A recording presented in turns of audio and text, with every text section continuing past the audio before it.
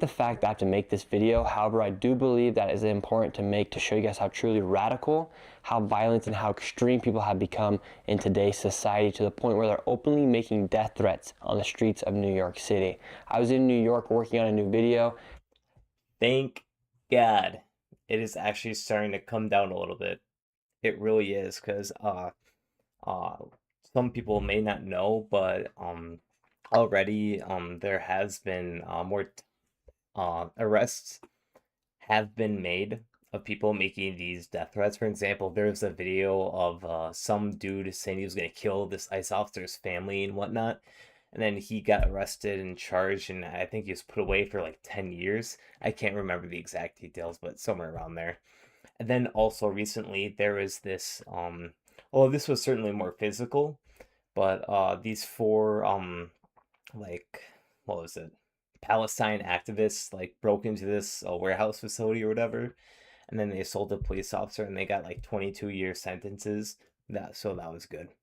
So finally they're starting to crack down. However, I don't feel like it's enough. We still need a harder crackdown on the people who advocate for, you know, killing other people just because they're other opinion, you know. However, I had a day off, so I was going up towards Central Park to meet up with a buddy to go work out. I had just gone off the subway around 57th Street, and as soon as I get off the subway, I look up and this man is walking his dog, and he looks at me and he says, "Nick Shirley, F you."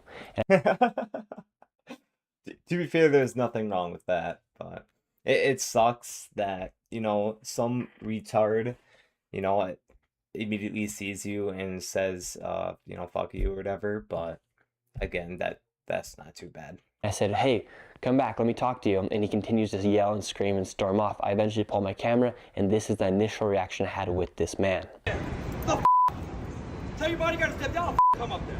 You. Why? I'll find you. Defense, man. We love you, man. That's right. You too. You too. Now keep walking, you little poodle. The man goes completely unhinged. He starts yelling, screaming, cussing, and then he even says, "I will effing find you." However, at the same time, you have somebody next to him saying, "He's the best, we love you, man." But this guy continues to keep screaming and yelling, and he makes his way all the way to the other side. And after that, we continue walking for a sec, and then I told my security guard, I said, "No, I'm going back. I'm going back." To be fair, Nick Shirley should have kind of dropped it right here. I love the man, but I think his pride got in the way a little bit. The man had just barely yelled, "Hey, you're going to get Kirk next." Oh, I should have let him continue. From the other side of the street. And once he said that, I said, "Nope, we're going back. We're confronting this man." My security guard says, "No, Nick, just let it go." I said, "No, people need to understand how truly radical and how violent these people have become." So I then go and confront this man. I said, "Hey, why don't you like me?" And this is what happened.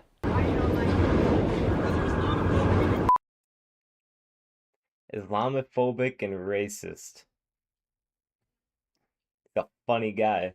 Yes, it's racist to expose fraud. It's racist. It's bigotrous. Or is bigoted. Whatever. And these people are fucking retarded. You're talking about Muslims being awful people.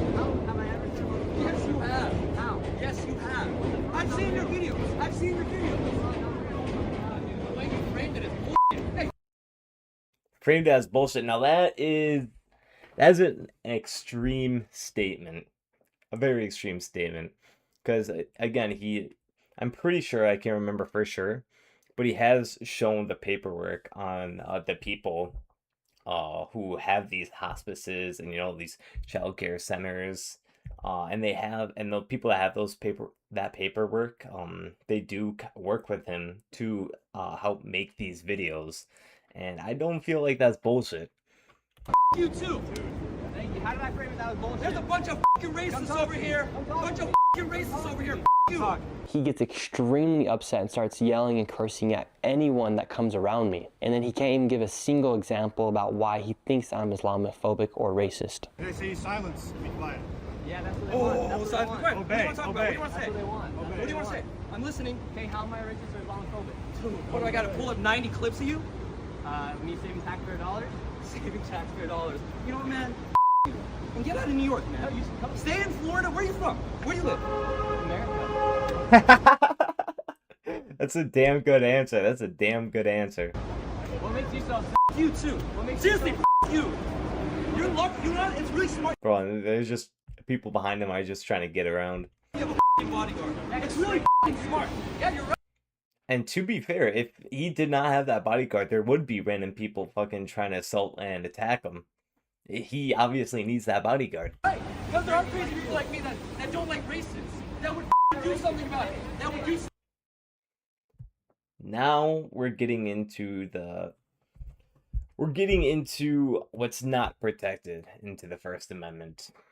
People that would do something. I know obviously that is extremely vague. However, if you apply context, he obviously means kill. He obviously means kill Nick Shirley. Oh my God, dude. You want to pull up 90 clips for you? Pull up one clip. One clip. Pull one. Hey, Nick Shirley's like this homophobic racist over here. I'm gonna save you money. You. I tried to give him multiple opportunities to say why Yeah, you could definitely tell Nick Shirley's ego was hurt a little bit, and he was upset. He was definitely upset. he thinks I'm Islamophobic or racist, and he cannot even give one example. Instead, he just starts to continue to scream out in public that And the thing is, you will never convince those type of people that no, you aren't Islamophobic or racist or bigoted or whatever they say, because they have assigned a label to you, and they will die on that hill till the day they die. They will not change your mind whatsoever. There's nothing you can do about it. Nothing. The only possible way they could possibly change their mind would be, for example, if something extremely bad happened to them. And the person, like, we'll take Nick Shirley here, for example, he can't get involved in this at all. Like, he can't get involved in, like, you know, let's say something bad happened to that guy. He can't be anywhere near him, otherwise he's going to see that and just blame Nick Shirley.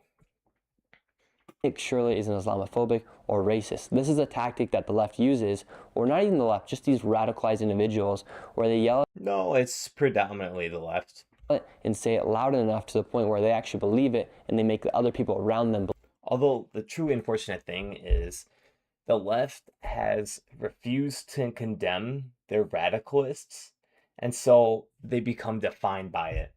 And now they're radicalizing more and more people to the right and alienating more and more of their own side. They're still perpetually falling. They perpetually lose more and more support the more they refuse to condone their extremists. Believe it as well. I gotta save you money.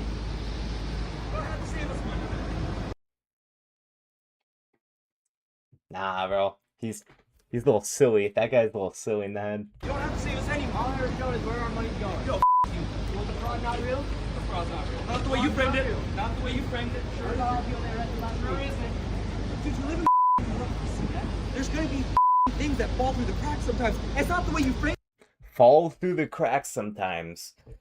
Well, there's a huge difference between things falling through the crack and fraud being completely ignored and egged on by the political candidates. And it's complete bullshit.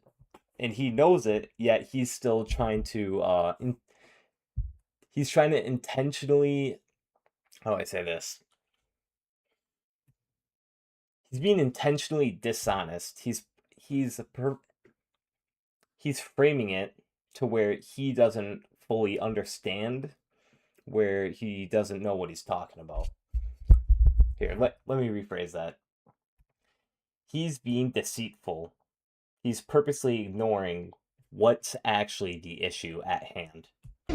He says some things just fall through the crack and that it's not real because the way I framed it.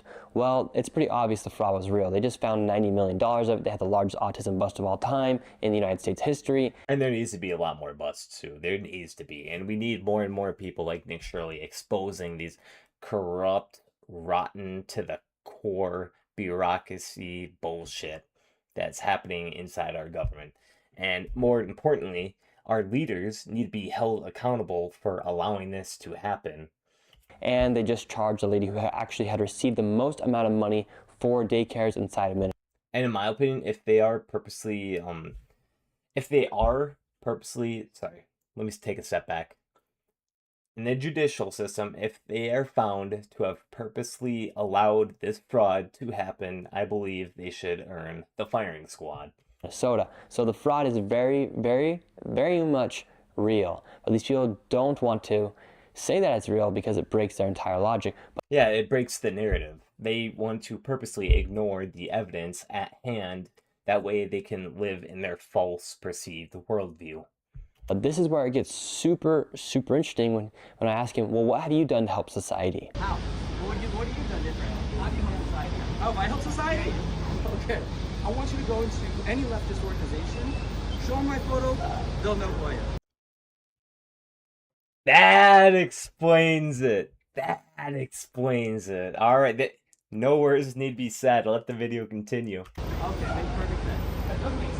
When he says, show my face to any leftist organization, they'll know who I am, it is very telling about who these leftist organizations are supporting. These are radicalized individuals, like this man right here, who is openly making death threats on the streets of New York City. That's who these leftist organizations are supporting. Hey, give me one clip about you being racist, huh? I have a rec league basketball game at 7, walking the dog. He's pretty sure he's making excuses, but You want me to go through this shit? I'm fucking fine here. You know when you're treating your dog. My dog's fine. My dog's fine. Yeah. You gotta strangle your dog. Look at the dog. He's afraid of him. Wait, you want to say hi? Want to say hi to Nick Shirley? But explain how I'm Want to say hi to Nick Shirley? Now, the only funny part about this interaction is how much the dog did not want to be with his owner. In fact, the dog wanted to be with me. I actually feel very bad for this dog because obviously this dog does not like his owner. And really quickly, I get lots of messages from you guys who want to help support my work and also people who want to expose fraud inside their own communities. And to do that, we built a website called antifraudclub.com. And part of that website is a weekly newsletter that we put out as we track what goes on here inside the United States. It's completely free and you can go ahead and sign up at antifraudclub.com. All you have to do is put your email above and you'll get weekly emails. And on that site, we also have our merch that's available as well and other ways to donate and to support as well for those that want to get involved. Go ahead and check out antifraudclub.com. It's the pinned comment down below. The link is also in the description. And now let's get back into the video. Give me one example. Give me one example, sir. Oh my God, bro. I gotta go. You don't give a example. Silence and obey. Silence and obey. Go hang out the leaders. Why don't you? Yo, someone's gonna find you. I promise you. that's where the vague death threats come in. What? Someone's gonna find you one day. Right here. Right here. Psycho. He then says that somebody's going to find me and says somebody's going to find you right here and does a gunshot to his neck, implying that somebody's going to shoot me. Oh, did he show that gunshot? Silence and obey. Go hang out the leaders. Why don't you? Yo, someone's gonna find you. I promise you. For what? Someone's gonna find you one day. Oh, yep, there it is. Psycho. He then says that somebody's going to find me and says somebody's going to find you right here and does a gunshot to his neck, implying that somebody's going to shoot me or kill me, for instance. And unfortunately, the thing is, there are, I'd say, thousands of people like him who will make these death threats and will have and face zero consequences for those actions. It's very weird to live through these experiences or through these circumstances, and that's why I want to make this video to show you guys just how truly radicalized these individuals are, to the point where they're making death threats openly in the streets of New York City, and they feel emboldened to do it. In fact, they don't even fear the police officer who's right next to this man. Also true. And that's another crazy thing about this, is you have this guy making a death threat and you have an NYPD officer right there just listening to all this take place, and he doesn't do anything about it. And so To be fair, he is monitoring traffic, but I do believe he probably should have stepped in to see what was going on. when we talk about radicalized individuals here inside the United States, I've talked about this before. We have about 350 million people here inside the United States. So let's just say that 1% of the United States become radicalized. And let's just say it's That's 3 million fuck ton. people. 3 million people becoming radicalized is extremely dangerous, actually. And then if you break down that 1%, that 3 million people, to just 0.1% of the United States population, That's still around 300,000. that is 300,000 people. That is 300,000 people that do not see any problem with the actions of this individual right here. And in fact, instead of seeing a problem with it, they actually support it. Yeah, they encourage it too, and inside that 0.1%, there's going to be that other 0.1% inside of there, and that's around 3,000 people that would easily kill you for what you stand and believe in. Just simply talking about the shit that Nick Shirley does, that's around 3,000 people that want to kill you. All because they are so radicalized by their own side, and especially the media, that they don't know how to control their actions or emotions, and so they will lash out, and they will not use any logical thinking, and they will try to kill you. They are becoming radicalized to the point where they feel like they can openly make death threats on the streets of New York City and feel no repercussions, or feel that they don't even fear the police officer, for instance, who's right next to this person, because they feel like they are in the right for doing that, for making a death. And that's what a lot of them do. They feel like they are in the right. So what do? They feel like they can cause violence and havoc just to because they're in the right, because they're on the right side of history. But it's complete bullshit. It really is. That threat. I think it's important to realize why this guy is mad at me. He's mad at me because I expose a widespread fraud across the United States. Fraud is in all 50 states. However, a large majority of the fraud is taking place inside these deep blue cities and deep blue states. For instance, Minnesota, California, and New York. There's billions of dollars of fraud, and when I'm looking, I think one of the chief investigators of the fraud, I forgot what his name was, but he also said Hawaii was extremely notorious too. So I'd like to see Nick Shirley investigate, like Honolulu or something, and see what's going on there too. looking at these fraud cases, when I'm running the numbers, the majority of the fraud is taking place here inside these big cities. So I'm going after the largest amount of fraud. However, the thing that's interesting about exposing fraud is when I'm exposing fraud, I'm not just exposing the state, I'm also exposing where all of our tax dollars are going, because this fraud that's taking... And he's also exposing the individuals who are also allowing it to happen, or at least happening under their watch. And it shows just how truly incompetent these officials really are. And what this should lead to is a federal investigation. And what needs to happen are arrests. Arrests show, hey, this is what happens if you do this. And so what do? You don't want to do that. place, it is also a large portion of that money that's going sent to these programs is federal money, meaning money from all 50 states. That means that it's your money, my money, the lady in Illinois, and the grandpa who lives in the top of the mountains in Colorado. That's all of our money. And so for this person to be saying that the fraud is not real because of the way I framed it, for instance, in the case of the Somalians in Minnesota because they're Muslims, why he's not...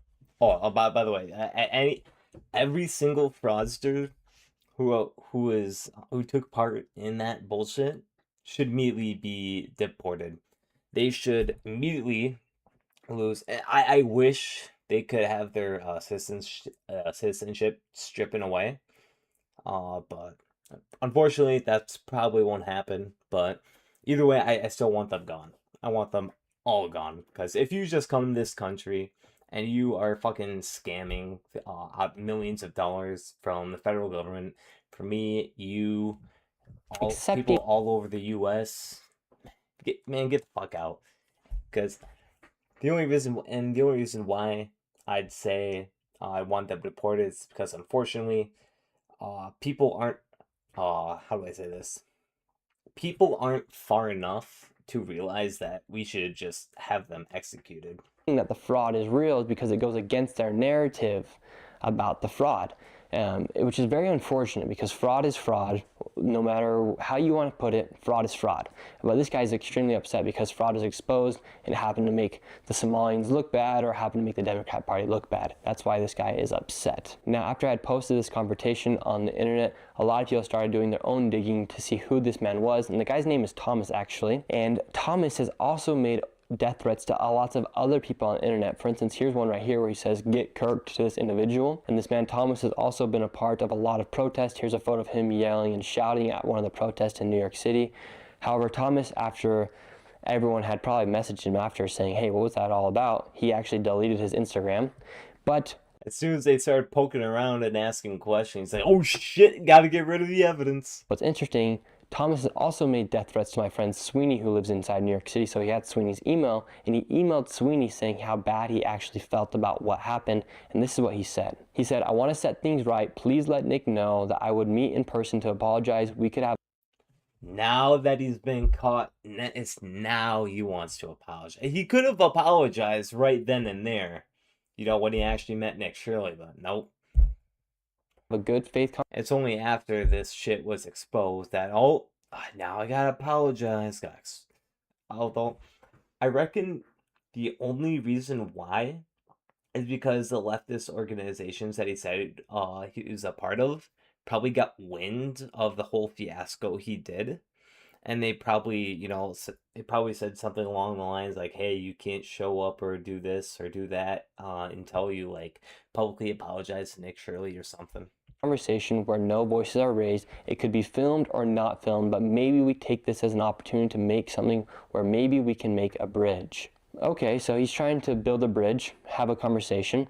I'm thinking about it, and then he says, this moment has been an epiphany for me. Outside the internet shame aside, I felt immensely upset with myself immediately after. I thought it would be a moment of catharsis, and I felt the opposite. And if Nick wants to file a report, I understand that too, but I obviously don't want to go down that route.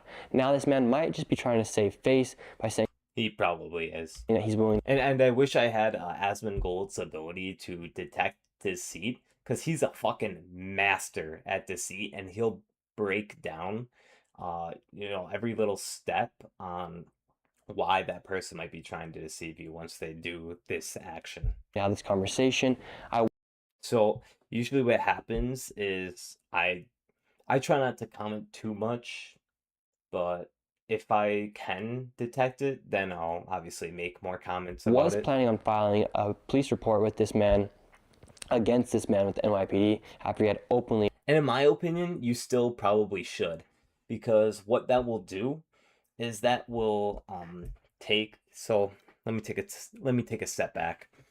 So you should file the police report because it'll show, again, actions have consequences. Don't make death threats to people you see on the street. He made a death threat in public. I'm considering not doing that now and having this conversation with him. Let me know your guys' thoughts about that in the comments down below. But I am actually interested to have this conversation with this man because I truly want to know why these people think they can openly call for violence in the streets of New York City, or openly say that people like me should be killed for simply exposing fraud. And I actually want to know, like, what goes in the mind. And it's fucking crazy, absolutely fucking crazy, that exposing fraud has become a partisan issue. Yeah, well, welcome to fucking the 2020s. Exposing fraud is now a partisan issue, and it's terrible. However, again, I do think things are heading in the right way, because the more this happens, the more it will make people realize that, hey, this shouldn't be happening. This is wrong. No, you shouldn't be able to call death threats to random people you see out in the street just because of something they said. No, you shouldn't be able to do that. No, you shouldn't be able to burn down several cities because fucking one police officer fucking killed a black criminal. No. Mind of these individuals. And especially in the South too. Well, if that were to happen, if people started trying to, you know, riot and burn down shit again, fortunately, we now realize that, hey, no, we can just call in the National Guard and completely prevent this. The point where they do become radicalized to the point where they think there's actually no problem with that. For instance, when Luigi Mangione killed the United Healthcare CEO, a lot of people came out in support of him killing that person. Now, why did people come out and support this?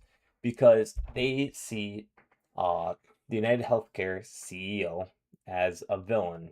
He's the head of this huge healthcare company that rakes in billions of dollars from people off of, insurance, and then actively pursues trying not to give that person money when they eventually do need it. And so they feel like it was justified to kill him for that. Which is a pretty crazy thing to do, to support somebody who openly kills somebody in the streets of New York City.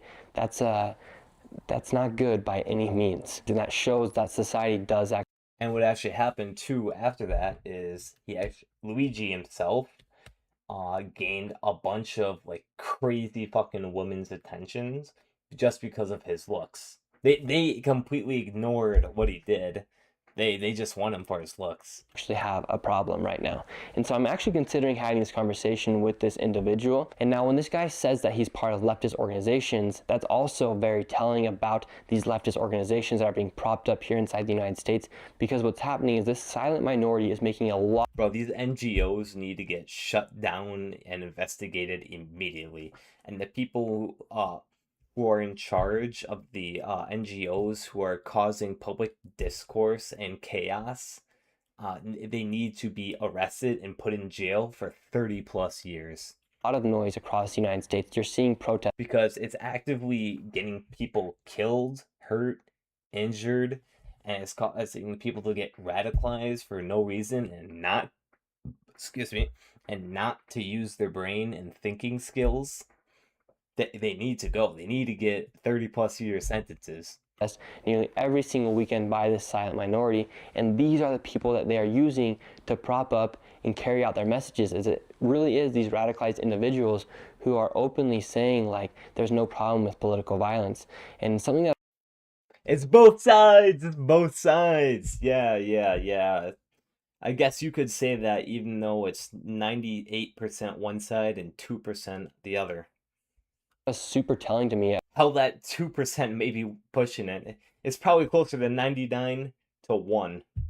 About this movement by the left, for instance, is when I went to the State of the Union. And when I went to the State of the Union, there's very few times when Republicans and Democrats come together on something. However, there was one time when President Trump said something and left and right both stood up. And that's when he says that we do not condone, we do not support political violence. And everyone. And the only reason why the Democrats supported this is because they get involved too. I mean, some of them probably secretly do not condone that violence because it's more directed towards the Republicans by the fringe left. But again, they will still have to condone it publicly, at least, because otherwise it'll start to affect them. Everyone stood up except for a few individuals, and all these individuals happen to be on the left. And one of those individuals was Ilhan Omar. Instead of standing up, she sat down saying, and that says that she does condone political violence, that she does support political violence. So when you think about these people who these leftist individuals, these radicalized individuals are listening to, it's people like Ilhan Omar, for instance, who actually condone. Oh, and no, I'm not doing this on purpose. Ilhan Omar, I think I got it correct, needs to be deported and gone. Straight up. She is absolutely retarded. Own political violence, which is very concerning to think that you do have a small minority of people, even if it's 0.1%, that is 300,000 people who believe it's all right to kill their opposition, for instance, which is very concerning. It only takes one person to do a bad thing, and that's something that we're all forgetting. It's not just... It only takes one bad apple to spoil the bunch.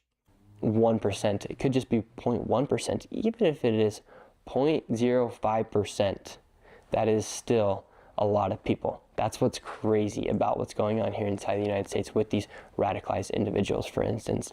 Now let me know what you guys think I should do. Should I have this conversation with this man or not? I think you should have the conversation and still file the police report. Because again, this will set an example for other people who want to act like that. Yeah. Good video by Nick Shirley.